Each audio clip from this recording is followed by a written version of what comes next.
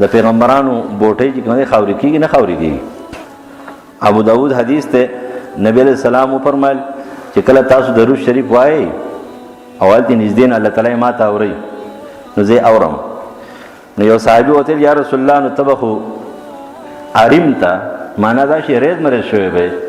نبی علیہ السلام دې سموایا ارمتا موایا بلیته وای بلیته. د پیغمبرانو بوټي چې کوم دي نو دا خاوري نشي خړې. اجساد الانبیاء چې دا محفوظ پراته خو وخت په ډېر تیر شوی دي سی وایا. نو د پیغمبرانو بوټي اجسام جسدی طاهره چې دي هغه بالکل پاک او ستر او روغ موټ پراته او هغه خاوري موري خړې را خړې نشي. دویم نمبر دار چې کاروبار د لپاره څه آلات او ماشينري وغیرہ چې اغستل شوی او پرته وي او دې به کارونه کوي.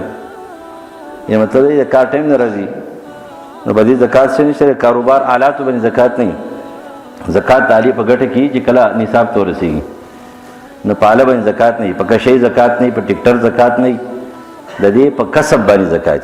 لکه فرض کې دکان ته جوړ کړی د کاروبار لپاره د دکان کې بدی باندې زکات نشته او د کار کې کوم سامان پروت په دې زکات دي. په تجارتي مال باندې نو پالي زکات نه. دریم نمبر نبی علیہ السلام چې ټول پیغمبرانو امامتي کړي د بیت المقدس کې نو ارواح او اجساد نو ارواح اجساد د پیغمبرانو بوټي دا په قبرونو کې دي الا د عیسی علیہ السلام چې د روح او د جسم سره خبره ختلې ده په نص قرآنی سره په تواتر سره ثابت ده. نه په اسمان کې دي نه هغه د بوټي سره تللی دی د جسد سره تللی دی. باقي ټول پیغمبران چې دي نه خښ شوي دي په ځمکه کې. د آدم علیه السلام نه والا تر نبی علیه السلام پورې خښ شوي دي.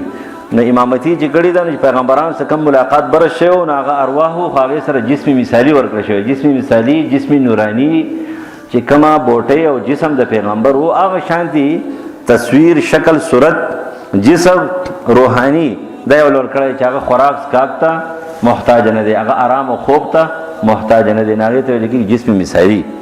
دا زموږ د جسم چې د دنیوي جسم دی مادي او هغې ته جسم مثالي وي. مادي جسم خوراک څښاک ته محتاج دی، بیماریږي مړ کېږي او هغه چې دی نو څه دی دې خبرو ته محتاج نه دی. نو هغه اجسادو هغه مثالي اجساد او هغې له امامتي کړي ده نبي علیه السلام. د هغې طرف یې کړی یا د دې طرف؟ بعضې علما د دې طرف یې کړی، بعضې د هغې طرف یې کړی ده، خو امام الانبیاء دې جوړ شوی.